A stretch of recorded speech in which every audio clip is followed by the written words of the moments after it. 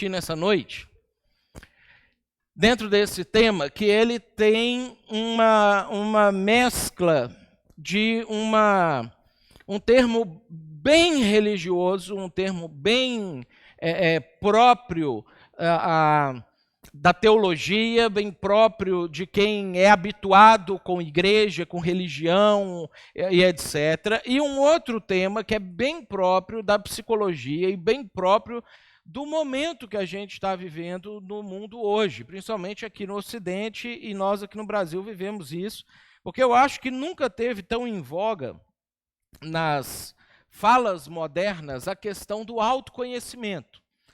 Eu acho que toda semana você abre, sei lá, a sua internet, abre um e-mail daqueles meio spam, meio anúncio de qualquer coisa, abre o Facebook ou o Instagram e vê alguém falando sobre isso, sobre autoconhecimento, sobre a importância de você descobrir as suas forças e fraquezas interiores, de você olhar para dentro de você, etc. Acho que nunca teve tão forte isso como hoje a gente tem esse assunto aparecendo para a gente quase que o tempo inteiro. Antes, essa questão de autoconhecimento, ela era limitada ao campo da filosofia e da religião. Você tinha líderes religiosos, seja do cristianismo, do espiritismo, do islamismo, do budismo, qualquer religião, todas elas falam sobre a importância de você conhecer-se, e a gente tinha os filósofos falando sobre esse assunto, cada um de um viés diferente. Hoje essa questão ela ficou mais popularizada. A gente tem uma série de livros que falam sobre isso, livros normalmente de autoajuda, que abordam isso até de formas diferentes, até um contrapondo o outro, mas falando sobre a importância, de alguma forma, do autoconhecimento. No templo, essa questão, vamos dizer assim, pensando no mundo ocidental, ela tem uma marca muito importante a partir de uma frase que tinha no templo do deus Apolo, deus grego Apolo, que ficava na cidade de Delfos. Delfos era uma cidade na Grécia, da onde as pessoas acreditavam que ali os deuses, ou o deus Apolo e outros deuses também, através dos oráculos, falavam com as pessoas. Ficou muito famoso porque grandes reis iam consultar o oráculo para saber se eles podiam atacar um país ou não. Outros pessoas normais, tipo a gente, assim, iam lá no oráculo também para perguntar se eles podiam fazer determinadas coisas na vida ou não. Alexandre o Grande foi um dos principais personagens da história que foi nesse templo para poder fazer as consultas, se ele podia atacar os persas e podia empreender a sua jornada ou não. E outras pessoas importantes. O templo de Delfos era um local muito importante no mundo antigo, para essa situação das pessoas que queriam saber o futuro ou queriam saber coisas do presente para que elas pudessem tomar decisões nas suas vidas. Mais ou menos o mesmo tipo de ansiedade que a gente tem hoje. A gente fica o tempo inteiro olhando notícia para saber o que vai acontecer, para ver o mercado como é que está, para ver se vai aprovar lei, não vai aprovar lei, se vai ter reforma, se não vai ter reforma. A gente fica olhando como é que está o entorno para ver se o emprego está bom, não está bom, se está aumentando, se está diminuindo. A gente procura, obviamente, não dessa maneira como eles faziam, mas a gente continua procurando saber o que vai acontecer no futuro. E o que está acontecendo agora para a gente poder tomar as nossas decisões. Só que quando as pessoas chegavam no templo de Delfos para poder fazer as suas consultas sobre as decisões que eles tinham que tomar, bem na entrada do templo tinha uma expressão, no pátio do templo tinha uma expressão, que é uma expressão famosa, que é conhece-te a ti mesmo. Porque as pessoas iam lá buscar conhecimento sobre o futuro, iam lá buscar conhecimento sobre o que está acontecendo para tomarem decisões, mas as pessoas, desde aquela época, assim como hoje, tinham muita dificuldade de buscar conhecimento acerca de si.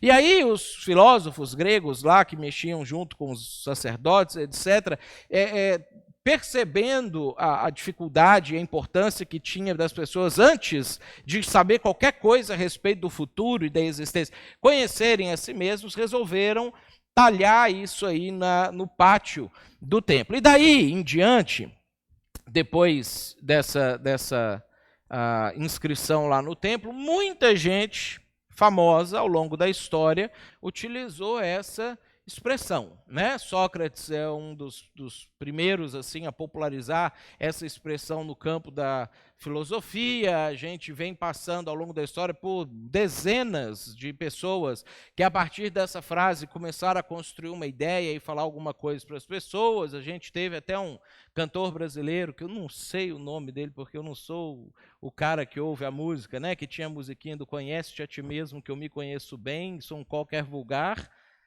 Skank, claro, né? Os mineiros lá de Belo Horizonte, que gente boa lá que sabia o negócio. Então, gente de tudo quanto é esfera utilizou essa expressão de alguma maneira. Eu acho interessante como que o filósofo francês Jean-Jacques Rousseau, mais próximo da gente aqui, do século XVIII, ele, em nenhuma das suas citações, ele insere essa frase. Olha só o que ele fala. Ele diz assim, de todos os conhecimentos humanos, o mais útil e o menos avançado parece-me ser o do homem. E no texto ele não está falando do homem conhecer o outro homem, ele está falando do homem conhecer a si. Ele está falando sobre essa questão.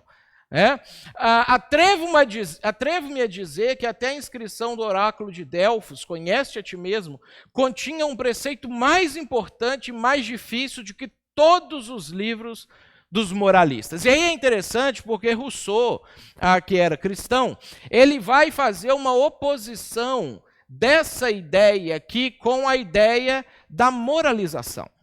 Ele vai falar a respeito da dificuldade que a gente tem de lidar com o autoconhecimento, ao mesmo tempo que a gente tem de impor sobre as pessoas uma moral, ou as expectativas que a gente tem, ou a forma como a gente julga as pessoas para fora.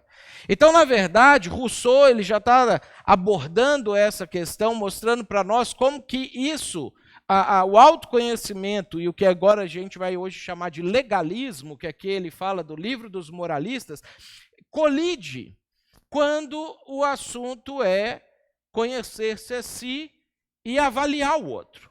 Conhecer-se a si e avaliar a situação.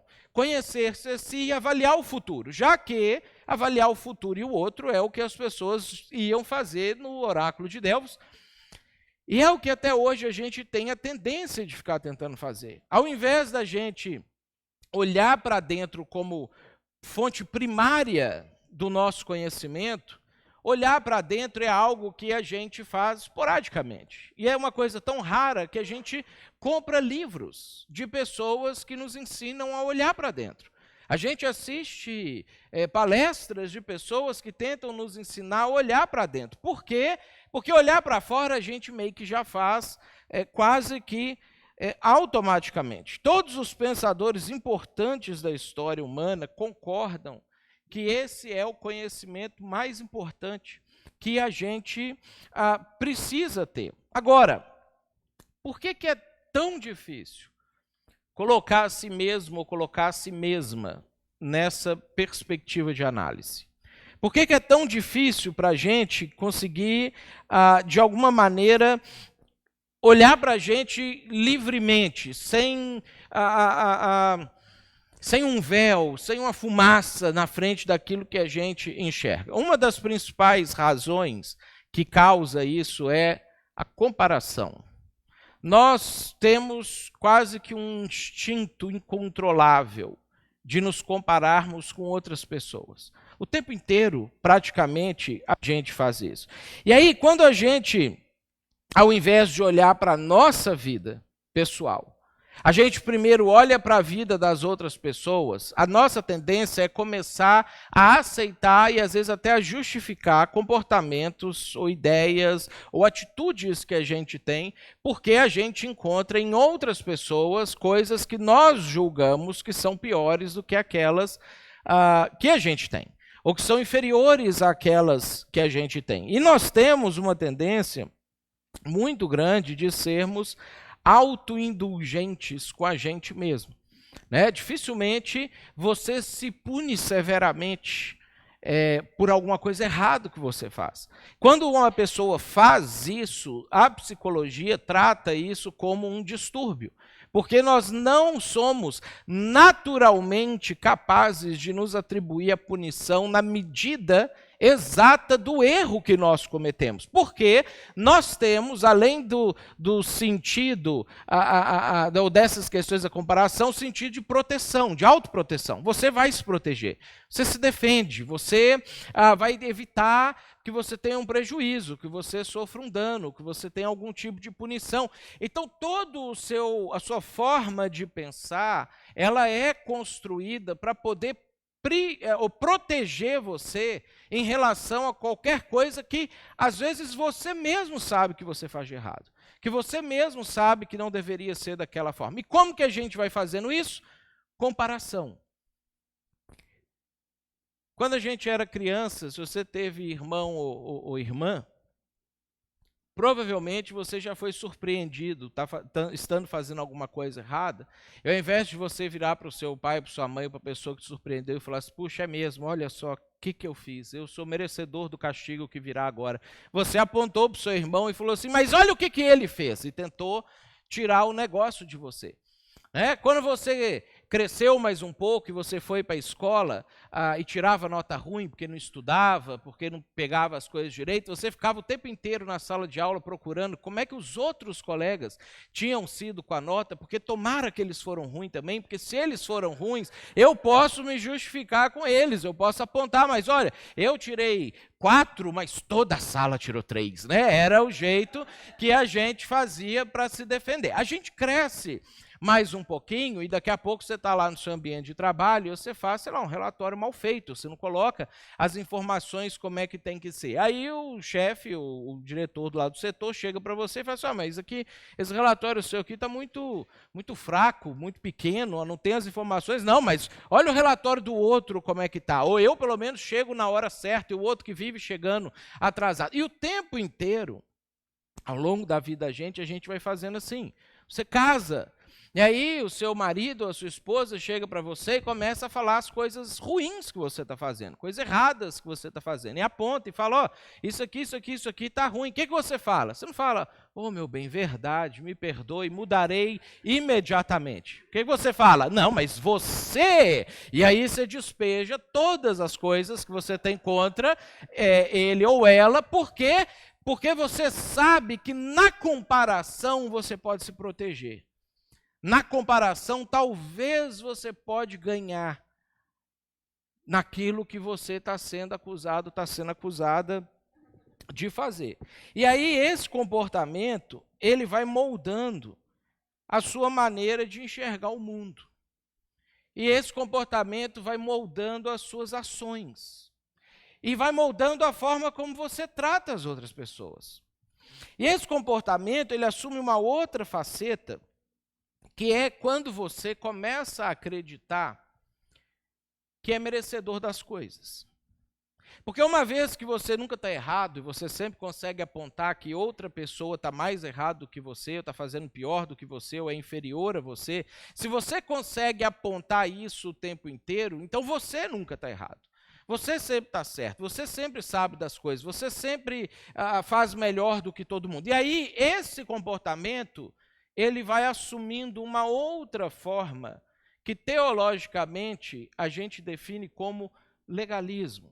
Esse é um comportamento que pessoas que não são religiosas têm também, mas não ganham esse nome ou essa nomenclatura. Essa é a nomenclatura que a religião, estudando o comportamento humano, chegou à conclusão. Afinal, você é uma pessoa justa. Você é uma pessoa correta. O legalismo é a crença de que você merece coisas boas, porque você é uma pessoa boa. O legalismo é a ideia de que você merece o bem, porque você é uma pessoa que faz o bem. Porque você é uma pessoa que nunca está em falta, que nunca está inferiorizada às outras pessoas. Então, se alguma coisa boa está acontecendo com alguém que é pior do que você, é lógico que você merece uma coisa melhor ainda do que aquela pessoa está recebendo. E aí a gente começa, uma vez que a gente julga, você julga a si mesmo como uma pessoa boa, como uma pessoa justa, como uma pessoa correta e etc., você começa a pautar o seu merecimento, inclusive com Deus das coisas, a partir das coisas que você faz, porque você tem méritos, né? Você cumpre as leis, seja as leis de Deus, as leis dos homens. E se alguém aponta para você e fala assim, mas você descumpriu essa lei aqui, não, mas olha o resto das pessoas que descumprem muito mais do que eu. Perto delas, eu sou um cumpridor exemplar das leis, um cidadão de bem, um cristão fiel. E aí a gente vai, a partir disso, dentro do nosso comportamento com as outras pessoas, a gente começa a desprezar as outras pessoas. Porque quando você começa a achar que você merece, você começa a achar que a outra pessoa não merece. Quando você começa a se ver como uma pessoa boa, você começa a olhar para outra pessoa e você vê que ela não é boa. Porque se ela for boa, você se diminui. Já que a maneira principal da gente se comportar não é eu vou crescer comparado com mim mesmo. Eu quero crescer comparado com as pessoas que estão próximas a mim. Né? A gente falou no Conexão passado sobre a questão da inveja, e o William falou um negócio interessante ali quando ele estava definindo a inveja, que você só tem inveja de pessoas parecidas com você, pessoas próximas a você, pessoas que estão no mesmo nível que você de alguma forma. A gente não consegue ter inveja do Cristiano Ronaldo. Aí a gente admira, né? Por quê? Porque é uma outra realidade, você não se compara com ele. Mas as pessoas do seu redor, do seu entorno, as pessoas com as quais você convive, você começa a se comparar. E quando a gente pensa sobre essa questão do legalismo, você começa a desprezar as outras pessoas. E eventualmente, você começa a ter até um problema com Deus. Porque a hora que você começa a comparar o que você tem na sua vida, e você olha o que você acredita que faz de bom na sua vida, e você sente que Deus não está te recompensando na mesma medida do quão bom você é, você começa a ter um problema com Deus. Não é raro a gente se encontrar em alguma situação ruim da vida, que a gente vira para Deus e fala, Deus, por que eu? Por que comigo? Mas de novo isso está acontecendo comigo. Por que, Senhor, que o Senhor deixa isso acontecer comigo? Quando a gente faz essa oração, ou essa afirmação, ou essa exclamação, é porque de alguma forma nós estamos insatisfeitos com aquilo que Deus tem nos dado em comparação com aquilo que nós julgamos que Ele deveria nos dar a partir daquilo que nós somos, na nossa visão. Então o legalismo estraga a nossa vida com as pessoas e o legalismo começa a estragar também a nossa vida com Deus. Jesus, percebendo o quanto que isso era prejudicial para a vida e para a eternidade das pessoas, ele contou uma parábola que pode nos ajudar a organizar a nossa perspectiva a partir dessa nossa dificuldade entre o autoconhecimento e o legalismo. É uma parábola que Lucas registrou no capítulo 18, e Lucas ele tem uma tendência de registrar algumas parábolas diferentes das que Mateus e Marcos registravam, porque Lucas olhava a coisa da perspectiva do mundo ocidental, do mundo grego. Mateus e Marcos e João eram do mundo do Oriente Médio, porque eles eram pessoas com a mentalidade do Oriente Médio. Lucas tem uma mentalidade um pouco mais próxima da nossa mentalidade, então ele consegue identificar nos ensinamentos de Jesus algumas coisas que são úteis para o povo ocidental, então úteis, consequentemente, para nós também. E aí Lucas, no capítulo 18, ele registra essa parábola a partir do versículo 9. Há alguns que confiavam em sua própria justiça e desprezavam os outros. Jesus contou essa parábola. Então, Lucas já abre a história identificando que ele está falando especificamente para esse problema que a gente enfrenta de legalismo. Esse problema que a gente tem de achar que a gente é muito justo e que as outras pessoas não são, que a gente merece muito, as outras pessoas não merecem, e que nós estamos em uma posição de superioridade em relação às outras pessoas. Jesus está lidando diretamente com esse problema. Agora, olha que interessante os personagens dessa parábola. 2 homens subiram ao templo para orar. Um era fariseu e um era publicano. O fariseu, ele representava o líder e as pessoas crentes da época. Tá? Então, se nós vivêssemos na época de Jesus, nós que amamos Jesus, que amamos a Deus, nós seríamos os fariseus. Tá? Os fariseus representam as pessoas que são mais envolvidas com a religião, as pessoas que liam a Bíblia, que buscavam entender as coisas de Deus, e não necessariamente o fariseu era uma coisa ruim, embora na nossa cultura começou a trabalhar fariseu como sinônimo de hipocrisia por causa de um capítulo de Mateus em que Jesus confronta a hipocrisia dos fariseus. O próprio Paulo, quando ele está falando sobre a sua vida, depois de convertido, ele fala, eu sou fariseu. Ele nunca abriu mão da identidade de fariseu que ele tinha. Então, fariseu, nessa parábola aqui, ele representa esse grupo de pessoas religiosas que olham para a vida achando que são merecedores de alguma coisa, que olham para a vida acreditando que pela sua justiça fazem por merecer o bem e as bênçãos de Deus, e que automaticamente estão se comparando com as outras pessoas. Então, se você tem o comportamento de se comparar com outras pessoas, nessa parábola aqui, você é o fariseu. Publicano era um funcionário público na época de Jesus. Diferente do funcionário público na nossa época, na época o funcionário público ele era tido como traidor do povo judeu, porque ele era funcionário público do Império Romano que oprimia o povo judeu.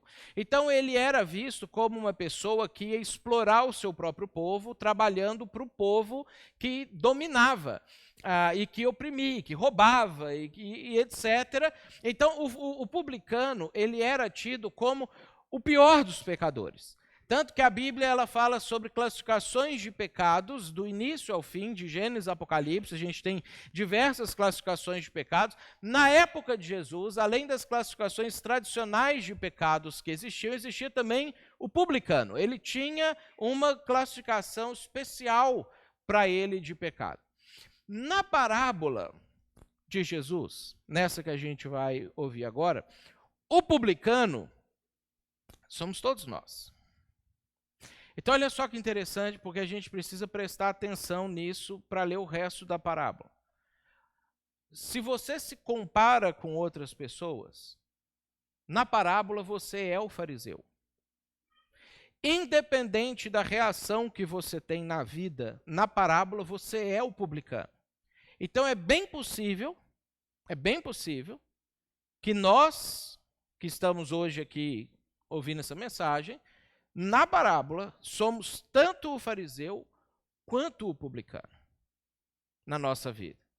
Jesus vai opor os dois na parábola, mas a nossa tendência de pessoas que se comparam era ler a parábola e pensar assim, então ou eu sou o fariseu ou eu sou o publicano, porque a gente ia querer se comparar na parábola. E eu queria que você não fizesse isso, porque na parábola você não é um ou outro. Na parábola, com certeza, você é o publicano e muito provavelmente você também é o fariseu. Então, Jesus começa contando a parábola. Esses dois subiram ao templo para orar, para falar com Deus, para fazer aquilo que vocês também vieram aqui hoje. O fariseu, em pé, orava no íntimo. No grego, a ideia que está aqui nessa passagem, no íntimo, é a mesma que está traduzida, quem tem a versão revista atualizada, nessa passagem específica aqui. Orava de si para si. Não é aquela oração interna que você faz silenciosa no coração com Deus. Aqui, a ideia do orar no íntimo é que ele estava orando para ele mesmo. Ele estava falando coisas para ele mesmo. Uma característica muito forte do tipo de espiritualidade moderna que a gente tem hoje, aonde as pessoas transformaram a oração em momentos de meditação. Muita gente acredita que orar e meditar é a mesma coisa, que se você separa um tempo para meditação, você também estará separando um tempo para oração. Na verdade, não. A meditação você às vezes fala consigo, ou você reflete para si, e isso é extremamente importante, mas isso não é orar. Orar é você falar com uma outra pessoa, no caso, Deus, que é uma pessoa. Então não tem como você orar para Deus falando consigo mesmo.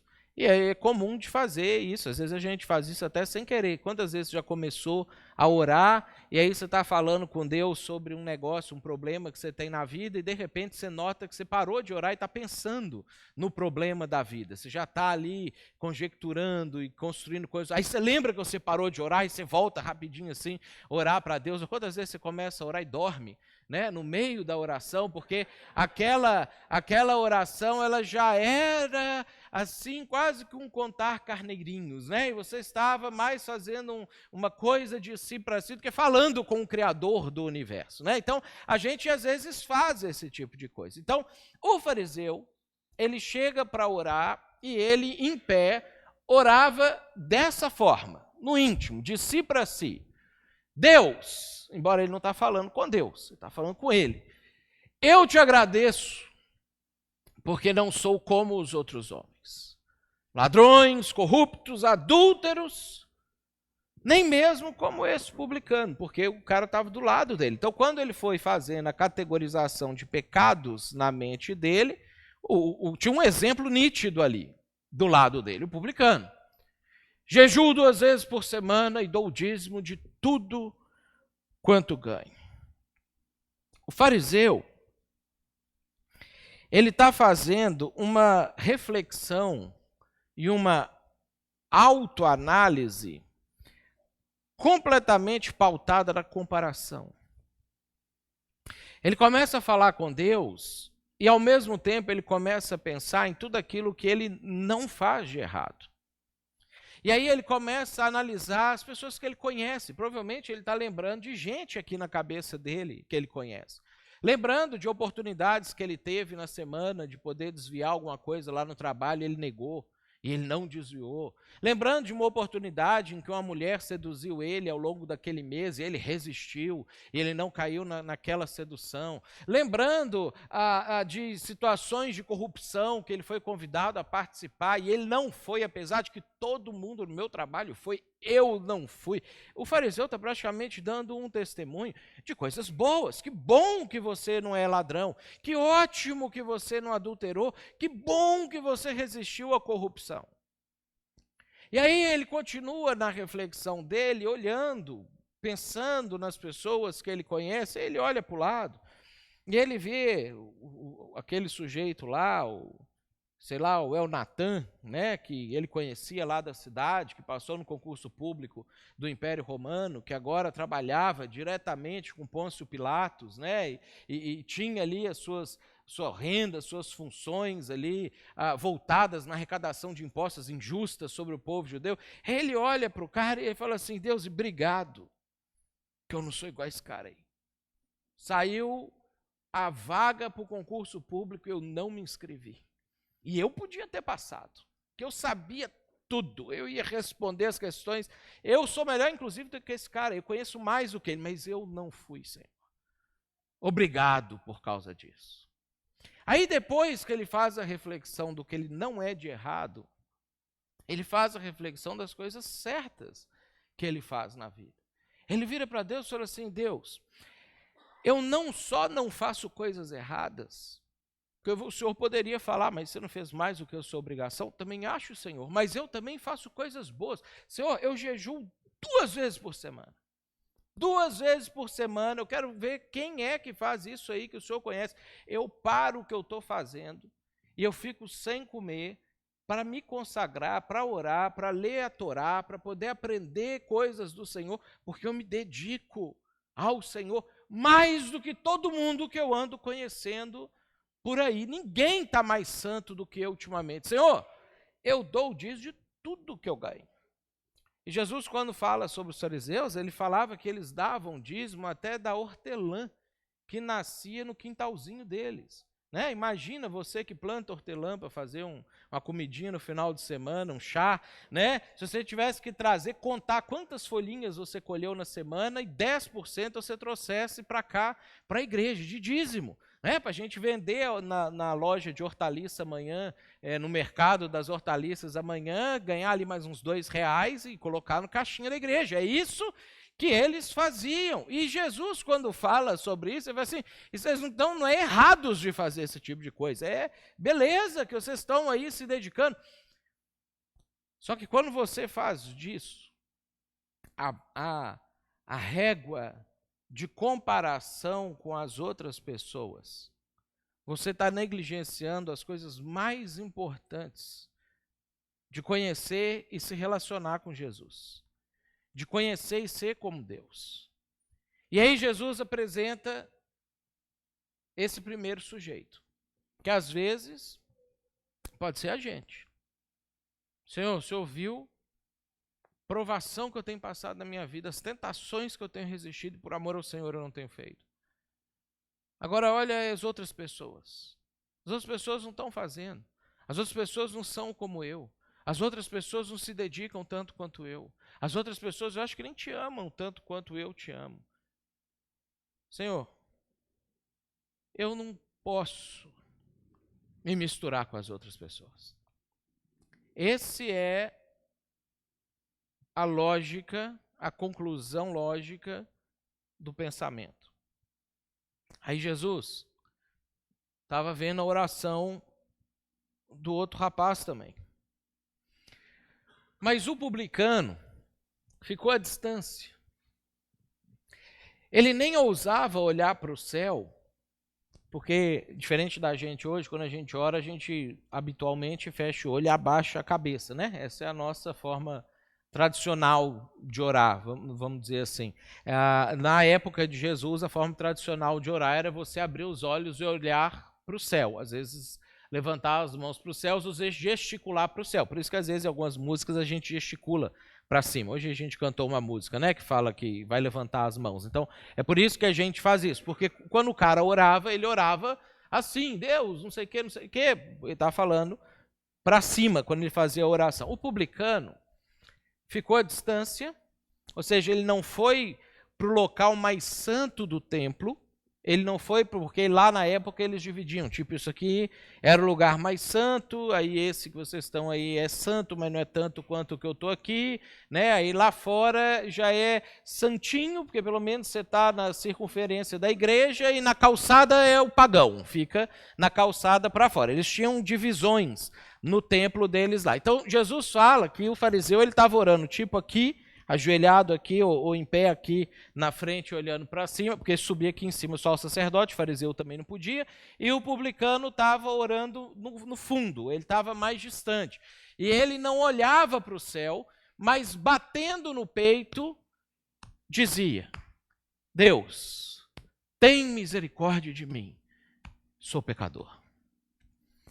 Como um gesto de alguém que reconhece seus pecados, suas falhas, alguém que olha para dentro de si de verdade e encontra as suas imperfeições, encontra as suas impurezas, encontra as suas falhas, alguém que não olha para o entorno, alguém que não está preocupado com quem está e quem não está, quem faz e quem não faz,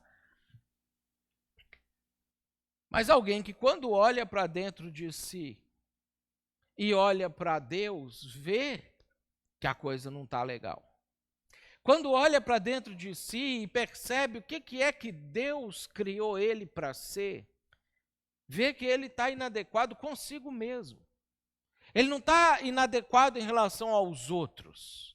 Porque em relação aos outros, a gente sempre consegue achar alguém pior que a gente. Sempre. Não importa o quanto você é ruim, você tem alguém pior que você. E você acha essa pessoa, quando você dá uma olhada assim, a gente meio que blinda os nossos olhos das pessoas que são melhores do que nós, porque até quem é melhor do que nós, a gente põe defeito, né? Ele é melhor do que eu, mas olha a vida que ele teve para chegar até lá. Olha os privilégios que ele teve na vida dele. Então, até quem é melhor do que a gente dá um jeito de fingir que não é. O publicano, ele não está olhando para ninguém. O publicano, ele está olhando para ele e comparando ele com ele mesmo. E aí ele reconhecia, por causa disso, a sua debilidade. Aí Jesus fala para a gente a respeito da conclusão da oração deles. Eu lhes digo que este homem, o publicano, e não o outro, fariseu, foi para casa justificado diante de Deus. Pois quem se exalta será humilhado e quem se humilha será exaltado. Jesus fala que o fariseu não recebeu nada de Deus. E olha só, se você olhar a oração dele, ele nem pediu. Ele nem falou alguma coisa com Deus. Ele nem apresentou uma circunstância específica na vida dele que ele precisava de ajuda, que ele precisava de correção, nada. Ele chegou diante de Deus, ele contou para Deus as suas proezas, contou para Deus a sua bondade, contou para Deus a sua capacidade espiritual e ele retorna para casa. E aí Jesus fala que essa oração nem era uma oração de verdade dele falando alguma coisa com Deus. Aí Deus olhou ele fazendo aquilo ali e falou: beleza, cara, então segue sua vida aí. O publicano vira para Deus e fala assim: Deus, tenha misericórdia de mim. Deus, eu preciso que o Senhor me dê um pouco da sua graça. Que o Senhor me dê um pouco da sua misericórdia, porque eu preciso melhorar. Porque eu não estou legal. Porque eu não sou a pessoa boa que talvez as pessoas acham que eu sou. Deus, eu preciso que o Senhor olhe para dentro de mim com compaixão. Porque quando eu olho para dentro de mim e eu vejo aonde eu deveria estar, e eu vejo aonde eu vejo que eu estou em falta. Eu estou em falta contigo, eu estou em falta com outras pessoas, eu estou em falta comigo mesmo. Deus, tem misericórdia de mim. E aí Jesus fala que essa oração ganha misericórdia. E a Bíblia fala que ele vai para casa justificado diante de Deus. Deus olha para ele e fala assim: cara, seus pecados estão todos perdoados e nós estamos juntos, você está comigo e eu estou com você e é assim que a gente vai viver a nossa vida. O fariseu ganha um tchau de Deus. Até a próxima, quem sabe semana que vem, quando você voltar, né, a gente pode ter uma conversa diferente dessa. O publicano tem Deus caminhando junto com ele agora para o resto da semana. Tem Deus caminhando junto com ele agora para o resto do mês. Por quê? Porque ele não estava se comparando com as outras pessoas. Ele não estava olhando para as outras pessoas. E aí, quando a gente consegue fazer esse movimento de olhar para dentro da gente e comparar a gente só com a gente mesmo, e olhar para ver o que eu tirei 4 na prova, mas eu podia ter tirado 10, então não importa que os outros tiraram 3, ou eu fiz um relatório bem meia boca e os outros nem fizeram o relatório, mas eu sei que eu podia fazer um relatório melhor, ou eu dentro do meu casamento sei que a minha mulher ou meu marido não estão correspondendo de acordo com o que eles fizeram, mas eu também não estou e eu tenho que fazer, independente do que é que ele ou ela estão fazendo. Quando a gente olha para a vida da gente, para dentro da gente dessa maneira, a gente ganha com isso. A gente cresce, a gente se aproxima de Deus, a gente se aproxima das outras pessoas e a gente muda a forma como a gente trata as outras pessoas. Porque quando você olha para dentro de você e se torna consciente das suas debilidades, você não dá conta mais de olhar para as outras pessoas e julgar as outras pessoas. Porque você vê que você não tem moral para fazer isso. Você não dá conta mais de impor coisas e regras e tratar mal as pessoas que falham. Porque você descobre que você também falha, e que bom, porque ser justificado diante de Deus é que Deus não nos trata de acordo com as nossas falhas. Tem uma passagem lá em Jó, se eu não me engano é o capítulo 33, que para mim é a definição mais fantástica de graça que existe na Bíblia, que o sujeito que está lá falando, ele vira dentro da forma poética que ele está construindo, e ele fala assim: naquele dia eu vou cantar alegremente, eu vou dizer, eu pequei, eu perverti o direito, e eu não fui punido segundo eu merecia. Deus livrou a minha alma de ir para o inferno, e a minha vida verá a luz. É a noção mais clara da graça de Deus que a gente encontra na Bíblia. Noção essa que o publicano encontrou.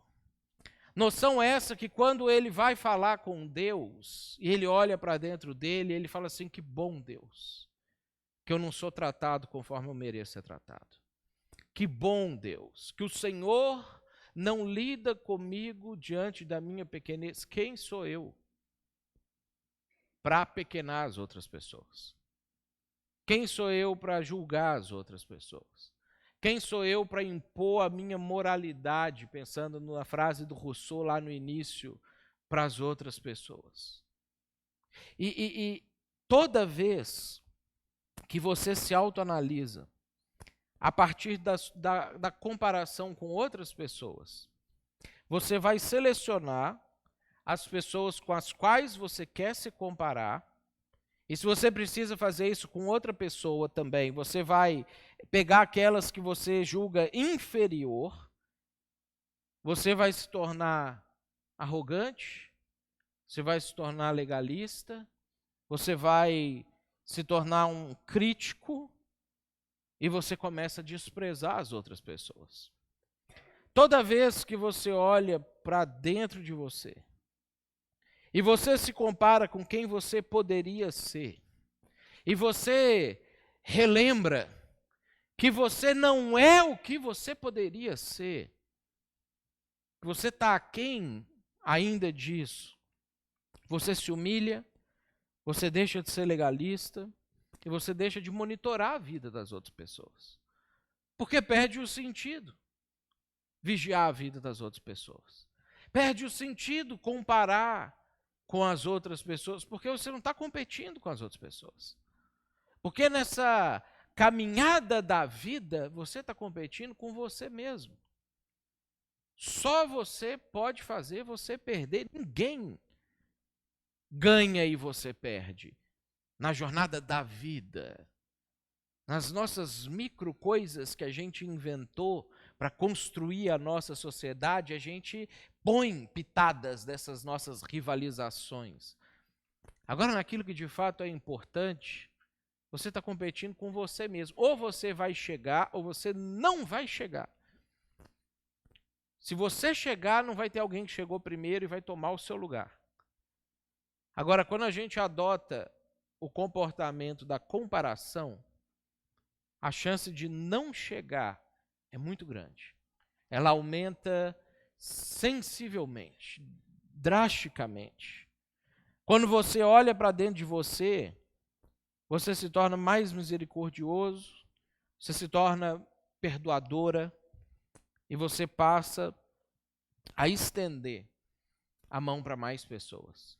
Sabe por que é natural, por que a gente tem essa tendência natural para cair no legalismo? Porque é mais fácil analisar as outras pessoas do que a si mesmo. Porque quando você olha para outra pessoa, você acha defeito nela. Quando você olha para você, você acha defeito em você. Então, para onde a gente olha e tenha um ser humano, você encontra defeitos. É muito melhor para o nosso senso de prazer imediato encontrar o defeito dos outros do que encontrar o nosso defeito. Agora, sabe por que é mais fácil analisar as outras pessoas? Você se sente melhor achando que tem alguém pior do que você. E aí, você não melhora, você não cresce, você não muda, você não se arrepende dos seus pecados, você não se aperfeiçoa, você não se aprimora, você não pede perdão. para as outras pessoas. Só que no final, isso é inútil. No final, isso não tem serventia nenhuma para a sua vida. Pensando nisso que a gente viu aqui hoje, como que está o seu coração agora, em relação a você e as outras pessoas? Como que está ou estão as suas falas? Habitualmente, durante a semana, quando você fala sobre pessoas, o que é que você ressalta nas outras pessoas? Porque quando você olha para dentro de você e você vê suas imperfeições, você consegue ressaltar as coisas boas das outras pessoas, porque você começa a enxergar que as outras pessoas são iguais a você. E se você enxerga coisas boas em você, o fariseu enxergava. E aquelas coisas dele eram fantásticas, que ele não adulterava, não roubava, não era corrupto, dava dízimo, jejuava, essas coisas fantásticas. E a gente dá conta de enxergar coisa boa na gente, porque a gente tem coisa boa. Só que você consegue enxergar coisa boa nas outras pessoas também. Você consegue ser uma pessoa que por onde passa, você vai procurando, porque você está olhando para dentro de você, e você vai conseguindo enxergar, nossa, essa pessoa é igualzinha a mim, ela tem esses defeitos aqui, igual eu tenho, mas olha quanta coisa boa essa pessoa tem, igual eu tenho. Consegue ser mais compassivo com os erros da pessoa, falando, puxa, ele cometeu esse erro grave, mas eu cometi semana passada também, que bom que Deus não me puniu por causa do meu erro grave. Então, quem sabe eu posso ajudar essa pessoa a não ser punida pelo erro grave que ela cometeu também. Como andam as suas atitudes? Quando você vê o erro, quando você vê a falha, quando você vê o problema, o que você faz? Quando você enxerga essas coisas, suas atitudes com as outras pessoas, tudo isso aqui é para nós um termômetro de como que a gente está aqui dentro. E a gente tem a oportunidade de matar o fariseu que tem dentro da gente e deixar só o publicano viver. A gente tem a oportunidade de abolir a comparação da vida da gente e deixar só o autoconhecimento real, a autopercepção concreta dentro da gente. Vamos orar por isso? Vamos ficar de pé?